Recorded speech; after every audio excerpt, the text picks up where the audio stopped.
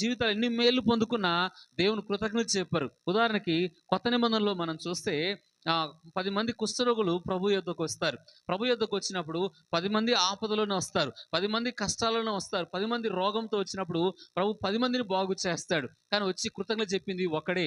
ఆ! దేవునికి కృతజ్ఞతలు చెప్పడం ఈ రోజుల్లో కూడా చాలా మంది మేలు పొందుకుంటారు గానీ, దేవునికి చెల్లించి కృతజ్ఞత చెప్పేవారు కొద్ది మందిలోనే కనబడతారు. మన జీవితాల్లో అలాగుండకూడదు.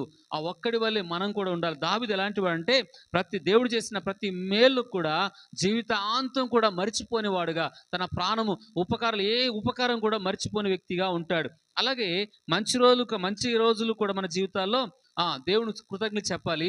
మేలు పొందుకున్నప్పుడు కృతజ్ఞత చెప్పాలి. అలాగే దేవుడు చేసిన ఉపకారాలకు కృతజ్ఞత చెప్పాలి. అలాగే కష్టకాలంలో కూడా దేవునికి కృతజ్ఞత చెప్పేవాడుగా ఉంటాడు దావీదు.